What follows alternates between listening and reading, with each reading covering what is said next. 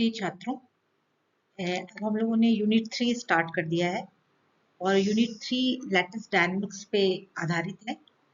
इसके पहले लेक्चर में हम लोगों ने जनरल टर्मिनोलॉजी डिस्कस किया। लैटिस वाइब्रेशन की जो जनरल टर्मिनोलॉजी होती है, जैसे लैटिस वाइब्रेशन क्यों होता है, इलास्टिक वेव क्या है, phase velocity, group velocity, dispersive media, non dispersive media, dispersion relation, dispersion curve and phonon. ये सारे टॉपिक्स हम लोगों ने पिछले लेक्चर में कवर कर लिए हैं और आज का जो लेक्चर है वो मोनोएटॉमिक लैटिस वाइब्रेशंस पे आधारित है।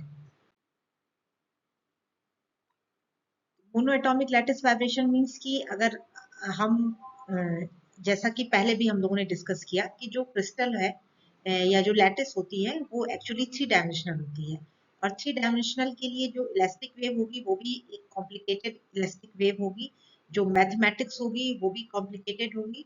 लेकिन अगर हम उसको आसानी से समझना चाहते हैं तो हम उस प्रॉब्लम को थोड़ा सिंप्लीफाई करते हैं और सिंप्लीफाई करके हम लोग केवल वन डायमेंशनल केस को डिस्कस करेंगे। और वन डायमेंशनल केस में मोनोएटॉमिक लैटिस मतलब कि प्रिमिटिव लैटिस में केवल एक ही एटम पर यूनिट सेल होगा। एक ऐसे लैटिस को अगर हम कंसिडर करें तो मैथमेटिक्स थोड़ी आसान हो जाएगी और जो हमें रिजल्ट मिलेगा उसी रिजल्ट को फिर 3 डायमेंशन में एक्सटेंड किया जा सकता है। कोई भी वाइब्रेशन अगर है तो वो उसमें 3 डिग्रीज ऑफ फ्रीडम हो सकते हैं एक एटम के लिए। अगर वेव वेक्टर एक पर्टिकुलर डायरेक्शन में है, मींस जिस डायरेक्शन में वेव वेक्टर होगा अगर उसी डायरेक्शन में लैटिस वाइब्रेशन भी है तो वो लॉन्गिट्यूडनल वेव होगा। और अगर पार्टिकल्स का डिस्प्लेसमेंट या पार्टिकल का वाइब्रेशन अगर परपेंडिकुलर टू वेव वेक्टर है या वेव के डायरेक्शन के परपेंडिकुलर है तो उसे हम ट्रांसवर्स वेव कहते हैं। तो लॉन्गिट्यूडनल वेव का एक मोड ऑफ वाइब्रेशन हुआ और ट्रांसवर्स वेव का 2 मोड ऑफ वाइब्रेशन हुआ। जो कुछ सिंपल डायरेक्शन है जैसे सिमेट्रिकल डायरेक्शन जैसे 100 111 इन डायरेक्शन में अगर वाइब्रेशन निकाला जाए तो वो कंपैरेटिवली आसान होता है, उसको समझना आसान होता है, उसकी मैथमेटिक्स भी आसान होती है।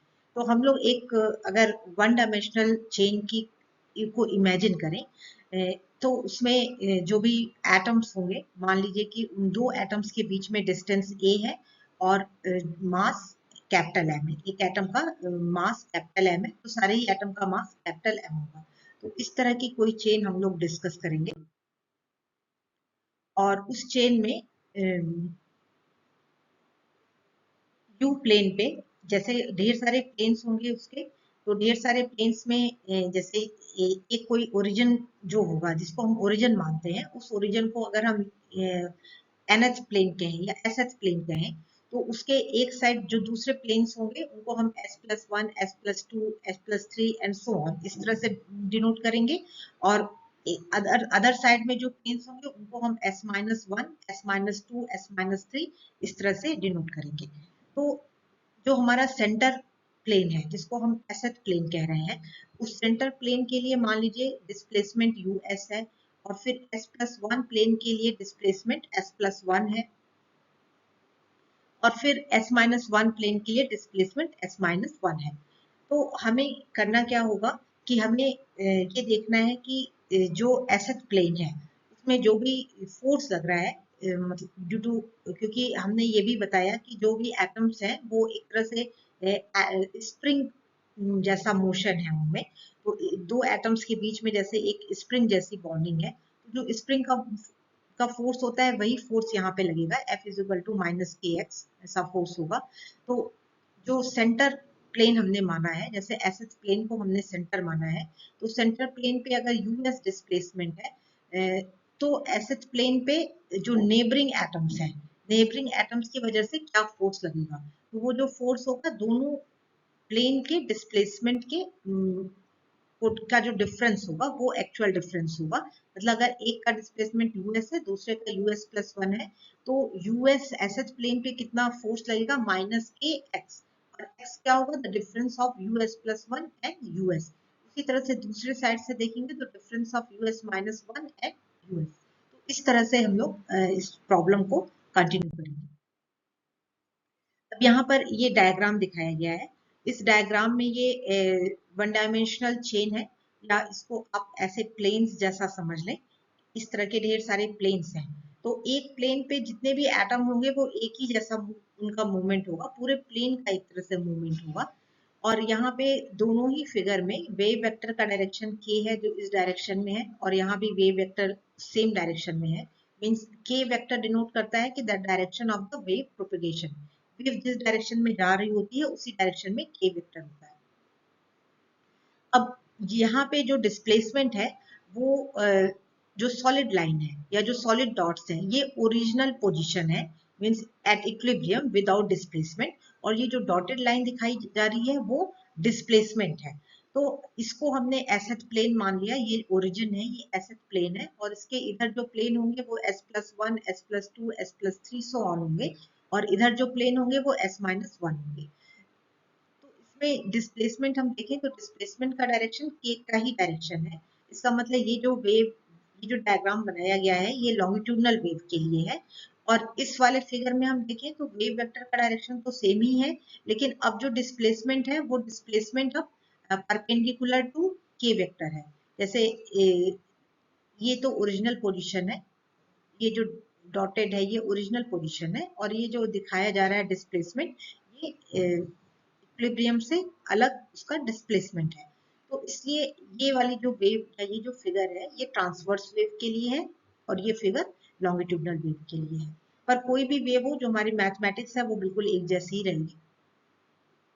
तो जैसे कि मैंने पिछले स्लाइड में भी बताया कि जो एसेट प्लेन है, जैसे ये हमारा एसेट प्लेन है, तो एसेट प्लेन के लिए मान लीजिए डिस्प्लेसमेंट यूएस है, और s+1 प्लेन के लिए us+1 है, और s-1 प्लेन के लिए us-1 है।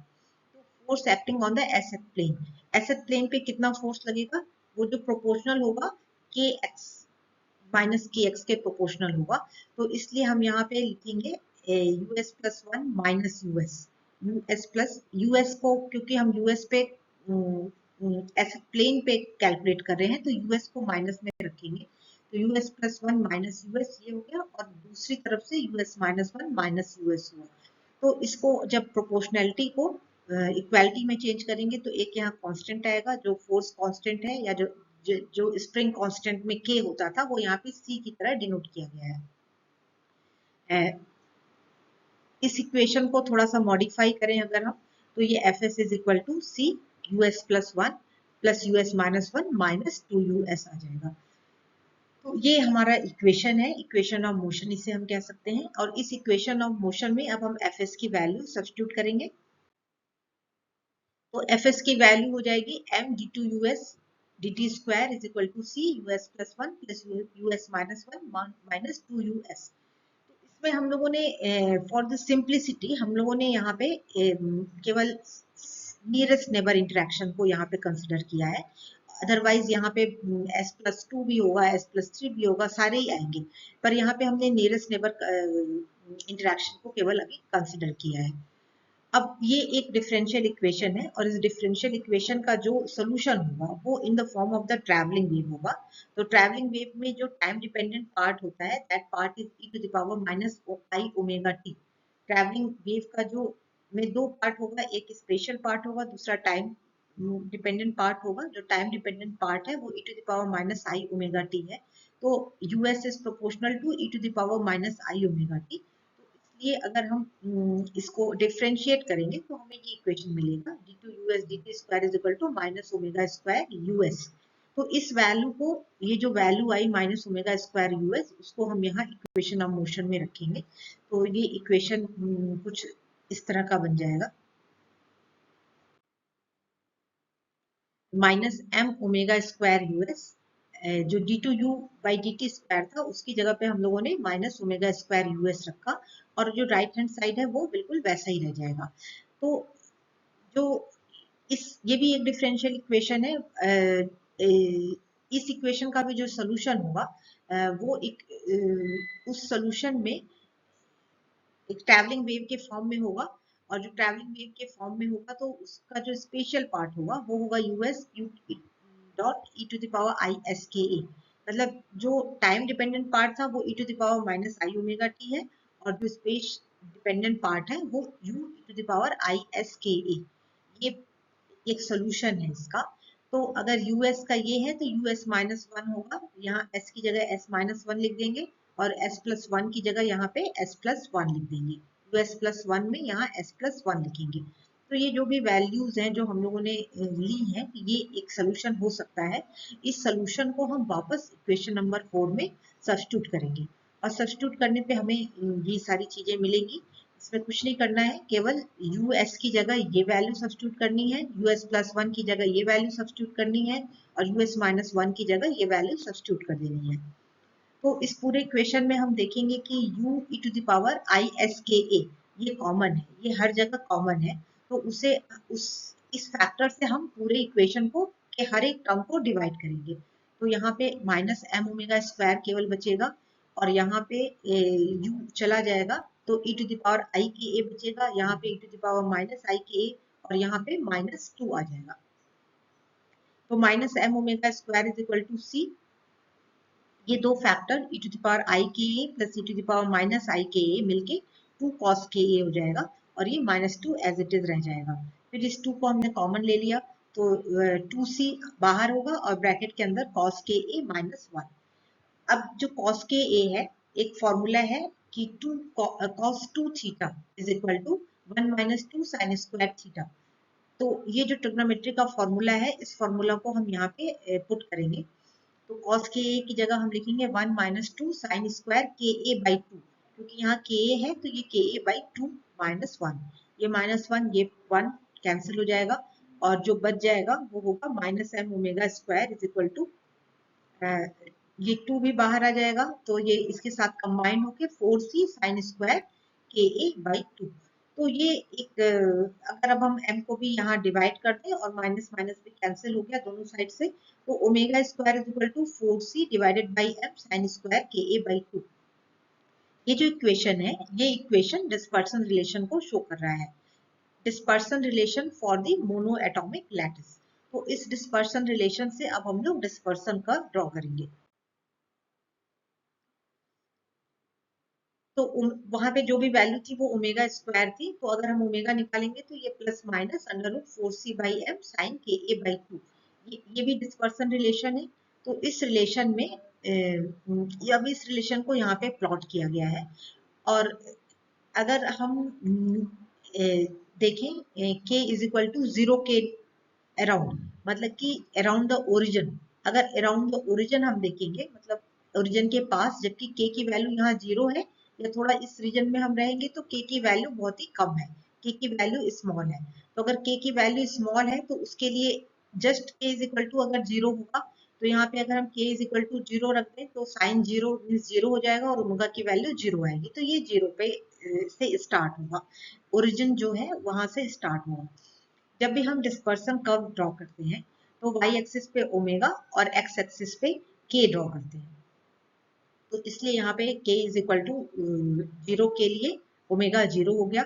अब हम देखेंगे k is equal to pi by a पे ओमेगा की क्या वैल्यू है। तो यहाँ पे अगर हम k की जगह पाई बाई a रखें तो ये बचेगा sine pi by 2, sine pi by 2 का मतलब हो गया साइन 90 डिग्री मतलब 1। तो ये मैक्सिमम वैल्यू आएगी जो under root 4c by m होगी, under root 4c by m, और वो वैल्यू ये है, ये जो मैक्सिमम वैल्यू है वो under root 4c by m ये वैल्यू आएगी, या 2 under root c by m ये मैक्सिमम वैल्यू होगी। और उसी तरह अगर हम k की जगह माइनस पाई बाई a रखें तो माइनस पाई बाई a रखने पर भी सेम वैल्यू ही आएगी, और वो ये वैल्यू होगी, ये दोनों वैल्यू सेम है, ये इधर है और ये इधर है। अब पाई बाई a और माइनस पाई बाई a क्या है, this is the zone boundary of the first brilliant zone. क्योंकि ये हम यहाँ पे सिंपल क्यूबिक स्ट्रक्चर की को कंसिडर कर रहे हैं वन डायमेंशन में, तो सिंपल क्यूबिक स्ट्रक्चर में जो ब्रिलियंट फर्स्ट ब्रिलियंट जोन की बाउंड्रीज होती हैं ये वो pi by A plus minus pi by A होती है, मतलब first brilliant zone minus pi by A से लेके पाई बाई ए तक है। और फिर सेकंड ब्रिलियंट जोन दो पार्ट में बटा हुआ है, एक पार्ट है पाई बाई ए से 2 पाई बाई ए और दूसरा पार्ट है माइनस पाई बाई ए से माइनस 2 पाई बाई ए, तो ये सेकंड ब्रिलियंट जोन है। तो फर्स्ट ब्रिलियंट जोन में हम देखते हैं कि at the centre omega is 0 but at the zone boundaries omega is maximum. और फिर अगर 2 पाई बाई ए पे देखें और के की वैल्यू यहाँ 2π/a रखें तो यहाँ पे केवल साइन पाई आएगा, और sine pi mean sine 180 degree, तो वो अगेन जीरो हो जाता है, तो यहाँ पे वो फिर जीरो हो जाएगा, और यहाँ पे भी -2π/a पे जीरो हो जाएगा। तो ये जो शेप है वो इस तरह का शेप होता है, और वो ऐसे रिपीट होता जाता है, मतलब 2π/a 3π/a इस तरह से वो रिपीट होता जाएगा।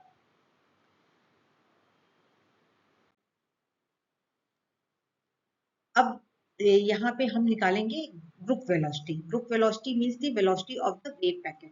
तो ये हम लोगों ने पिछले लेक्चर में ही देखा था कि ग्रुप वेलोसिटी जो होती है वो उसको हम डी ओमेगा बाई डी के से डिफाइन करते हैं। तो वीजी की वैल्यू हमें पता थी √4 जो ओमेगा की वैल्यू है वो √4c/m साइन के ए बाई 2 है। और जब हम बीजी निकालेंगे मतलब डी ओमेगा बाई डी के, तो उसको डिफ्रेंशिएट करेंगे, और डिफ्रेंशिएट करने पे वो कांस्टेंट वैसा ही रहेगा, साइन का कॉस हो जाएगा, और एक टर्म a/2 और आ जाएगा, तो ये a/2 यहाँ पे और आ गया।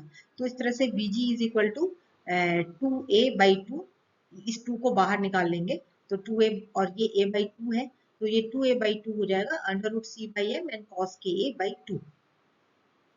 2 कैंसिल होके केवल यहाँ पे a बच जाएगा। तो इससे हम क्या देखते हैं कि Vg is proportional to cos K a/2। तो Vg is proportional to cos K a/2 का क्या मतलब हुआ कि अगर हम k इज इक्वल टू 0 पे कैलकुलेट करेंगे तो k इज इक्वल टू 0 पे cos 0 1 हो जाएगा, मतलब इसकी मैक्सिमम वैल्यू आएगी। तो ये मैक्सिमम वैल्यू क्या हो जाएगी, a√c/m हो जाएगी मैक्सिमम वैल्यू। और अगर हम π/2 पे कैलकुलेट करेंगे, k को यहाँ हम π/2 रखें अगर, मतलब at the boundary of the brilliant zone, first brilliant zone, तो आगे देखते हैं इसमें क्लियर होगा। π/a रखेंगे, कॉस को यहाँ अगर हम π/a रख दें तो ये π/2 आएगा, cos π/2, और cos π/2 का मतलब होता है cos 90 डिग्री, तो cos 90 जीरो हो गया, मतलब vg की वैल्यू जीरो हो जाएगी। तो एट द जोन बाउंड्रीज, मतलब कि plus minus π/a zone boundaries पे vg की वैल्यू जीरो है। vg की वैल्यू जीरो होने का मतलब क्या होता है कि it is no more a travelling wave. अब वो जो वेव अभी ट्रैवल कर रही थी, वो वेव अब वो वेव ट्रैवल नहीं कर रही है, बल्कि वो स्टैंडिंग वेव हो जाएगी। तो विद इन 0 to π/a के बीच में वो ट्रैवलिंग वेव है, लेकिन एट द जोन बाउंड्री मतलब plus minus a, k is equal to plus minus a पे वो स्टैंडिंग वेव हो जाएगी। और अगर हम फेज वेलोसिटी निकालें तो phase velocity simply omega by के है, और ओमेगा बाई के का मतलब हुआ कि 2π ये जो n है वो फ्रीक्वेंसी को यहाँ रिप्रेजेंट कर रहा है 2π और k की वैल्यू 2π/λ। तो ये सिंपली n लैम्डा है। n लैम्डा मतलब जो होता है nu lambda, velocity is equal to nu lambda. तो जो फेज वेलोसिटी वो वही होती है जो कि वेव वेलोसिटी होती है, इसको हम न्यू लैम्डा से डिनोट करते हैं। अब एक बार हम आज के पूरे लेक्चर को यहाँ पे समराइज कर लेते हैं, और इस समरी में चीजें फिर से रिवाइज हो जाएंगी। मोनोएटॉमिक लैटिस के लिए जो हम लोगों ने डिस्पर्सन रिलेशन निकाला वो है omega is equal to 2 √c/m sin के a/2। ये डिस्पर्सन रिलेशन है। इस डिस्पर्सन रिलेशन से अगर हम वीपी मतलब फेज वेलोसिटी निकालें तो फेज वेलोसिटी होती है ओमेगा बाई के, फेज वेलोसिटी है ओमेगा बाई के। तो और ग्रुप वेलोसिटी होती है dw/dk। तो इस फेज वेलोसिटी को हम इस तरह से भी लिख सकते हैं v sin के a/2 अपॉन के a/2। अगर इसको ओमेगा बाई के लिख दें यहाँ पे, और यहाँ पे थोड़ा सा मैनिपुलेशन करेंगे तो इस फॉर्म में हम इसको लिख सकते हैं। और यहाँ पे v क्या डिनोट कर रहा है, v डिनोट कर रहा है the velocity of the wave, velocity of the wave at the centre, मतलब k इज इक्वल टू 0 पे, तो वो a√c/m को ये डिनोट कर रहा है। तो Vp इज इक्वल टू मतलब Vp का V से क्या जो k इज इक्वल टू 0 पे, मतलब अगर नॉन डिस्पर्सिव मीडिया है k इज इक्वल टू 0 पे अगर वेलोसिटी v है, तो जब हम मूवमेंट होता है तो Vp किस तरह से k के साथ चेंज होता है वो ये रिलेशन बता रहा है। यही dispersive and non dispersive media में अंतर होता है। अगर नॉन डिस्पर्सिव मीडिया होगा तो Vp हमेशा v के बराबर ही रहेगा, लेकिन अगर डिस्पर्सिव मीडिया है तो जो वेलोसिटी है वो k पे डिपेंड करती है। और k पे किस तरह डिपेंड करती है, वो इस तरह k पे डिपेंड करती है। इस रिलेशन को हम इस रिलेशन से निकाल सकते हैं। इसमें थोड़ा सा मैनिपुलेशन करेंगे, ओमेगा बाई के करेंगे तो के को यहाँ भी डिवाइड करेंगे और थोड़ा सा इसको मैनिपुलेट करके ये वाले इक्वेशन यहाँ पे आ जाएगा और उसमें जो v की वैल्यू होगी वो a under root c by M होगी। और vg को अगर हम उस टर्म में लिखें, मतलब इस टर्म में लिखें, तो vg की वैल्यू भी v cos ka बाई 2 आती है। अब इस वैल्यूज को, ये जो Vp और Vg की वैल्यूज हैं, अगर इन वैल्यूज को हम लॉन्ग वेवलेंथ लिमिट में देखें, लॉन्ग वेवलेंथ लिमिट का मतलब कि वेवलेंथ ज्यादा है। अगर वेवलेंथ ज्यादा होगा तो k की वैल्यू स्मॉल होगी, क्योंकि k is equal to 2 pi by lambda, k की वैल्यू स्मॉल होगी। और अगर वेवलेंथ हम इनफाइनाइट मान लें तो k की वैल्यू 0 हो जाएगी। तो at k is equal to 0 क्या होगा, k इज इक्वल टू 0 अगर यहाँ पे रखें तो k इज इक्वल टू 0 मतलब स्मॉल k के लिए sine theta is equal to theta, तो sine theta is equal to theta अगर लेंगे तो साइन थीटा भी a बाई 2 ही आ जाएगा और वो कैंसिल हो जाएगा और simply Vp is equal to v आएगा। ये जो इक्वेशन लिखी हुई है, इस इक्वेशन में थोड़ा सा गलत ढंग से लिखा है, ये साइन यहाँ पे ऊपर होगा तो ये एक्चुअली ये है साइन के ए by 2 and this whole divided by k A by 2, क्योंकि ये जिस तरह से लिखा है उसमें तो ये कैंसिल हो जाएगा और यहाँ पे साइन 1 आ जाएगा। तो ये इस तरह का नहीं है, इस इक्वेशन को आप ऐसे लिखेंगे साइन के ए by 2 and this whole divided by k A by 2, इस तरह से इसको लिखना है। तो इस इक्वेशन में for the small value of k sine theta is equal to theta, तो ये दोनों कैंसिल हो जाएगा और केवल 1 आएगा, तो Vp is equal to v हो जाएगा at k is equal to 0। और जब हम यहाँ देखेंगे तो यहाँ भी जब हम k इज इक्वल टू 0 रखेंगे तो cos 0 1 हो जाएगा और Vg is equal to v हो जाएगा। मतलब कि एट द ओरिजिन और for the small value of k Vp is equal to Vg is equal to v। तो ये एक इस तरह की कंडीशन हुई कि जिसमें वेवलेंथ बहुत ज्यादा है और वेवलेंथ अगर ज्यादा है तो वो जो क्रिस्टल का डिस्क्रीटनेस है उसको के प्रति वो सेंसिटिव नहीं होता है। ये हम लोगों ने पहले भी डिस्कस किया था क्रिस्टल स्ट्रक्चर के टाइम में रेसिप्रोकल लैटिस में, कि अगर वेवलेंथ बहुत ज्यादा होगी, वेवलेंथ अगर लंबी होगी तो जो क्रिस्टल के एटम्स बीच बीच में है उनको वो इग्नोर कर देगी और उसको वो एनालिसिस उसको या उसको वो समझ नहीं पाएगी। तो इसलिए जो लॉन्ग वेवलेंथ लिमिट होती है उसमें wave is not sensitive to crystal discreteness. तो ये तो कंडीशन हुई लॉन्ग वेवलेंथ लिमिट में। और अब अगर हम जोन बाउंड्रीज देखें, मतलब कि zone boundaries of the first brilliant zone, तो फर्स्ट ब्रिलियंट जोन मतलब प्लस माइनस पाई बाई ए। तो यहाँ पे हमने क्यूबिक क्रिस्टल एक तरह से कंसिडर किया है, तो क्यूबिक क्रिस्टल में जो फर्स्ट ब्रिलियंट जोन होता है वो प्लस माइनस पाई बाई ए होता है। तो अब यहाँ पे पाई बाई ए रखेंगे अगर तो क्या आएगा, ये साइन पाई बाई 2 हो जाएगा, साइन 90 मतलब 1 हो जाएगा और के ए बाई 2 नीचे डिनोमिनेटर में रहेगा ही, तो इसलिए वहां से जो वैल्यू आएगी वो 2v बाई पाई आएगी, 2v बाई पाई। v क्या है, v is the velocity of the wave. और vg क्या होगा, अगर हम k को यहाँ पाई बाई 2 रखेंगे तो पाई बाई 2 रखने पे सॉरी पाई बाई ए रखेंगे तो ये cos पाई बाई 2 बचेगा और cos पाई बाई 2 मतलब cos 90, तो cos 90 0 हो जाएगा तो vg की वैल्यू 0 आ जाएगी, तो vg की वैल्यू यहाँ 0 हो गई। तो जोन बाउंड्रीज पे vg की वैल्यू 0 हो गई। vg का 0 हो जाने का मतलब यही हुआ कि energy is not propagated and it is now a standing wave. तो ट्रैवलिंग वेव थी वो एक तरह से स्टैंडिंग वेव हो गई एट द जोन बाउंड्री। तो जब स्टैंडिंग वेव हो जाने का मतलब कि वहां पे ब्रैग डिफ्रैक्शन होगा। और ये हम लोगों ने कहीं पहले भी पढ़ा था कि at the zone boundary of the first brilliant zone Bragg diffraction occurs. तो at k is equal to plus minus pi by a पे ब्रैग डिफ्रैक्शन होगा। तो इस तरह से एक फर्स्ट ब्रिलियंट जोन की इंपॉर्टेंस क्या है, फर्स्ट ब्रिलियंट जोन की इंपॉर्टेंस ये है कि at the zone boundaries means at k is equal to plus minus pi by a group velocity is 0, therefore the traveling wave will become standing wave and the Bragg diffraction takes place at zone boundaries। तो ये एक पूरी तरह से summary है आज के lecture की। इस टॉपिक पे जो क्वेश्चंस आते हैं वो इस तरह के आते हैं कि derive the dispersion relation for the monoatomic lattice and analyze it in long wavelength limit and at zone boundaries। तो अगर इन लॉन्ग वेवलेंथ लिमिट उसको एनालाइज करना है तो आपको यही करना है कि लैम्डा की वैल्यू ज्यादा है तो के की वैल्यू 0 होगी या अराउंड 0 होगी, मतलब के की वैल्यू कम होगी। तो अगर के की वैल्यू कम है तो उसको हम किस तरह से एनालाइज करेंगे वो चीज यहाँ पे दिखाई गई है। तो इस तरह से आज हम लोगों ने lattice vibration in mono atomic lattice को डिस्कस किया।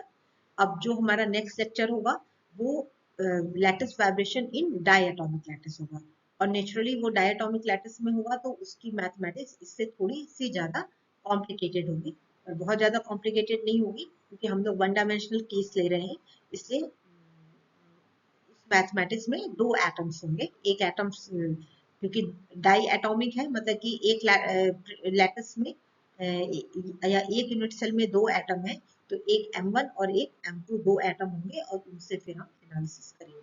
तो आज का लेक्चर यहीं पे समाप्त होता है, और अगले लेक्चर में हम लोग die atomic lattice vibration discuss करेंगे। Thank you so much.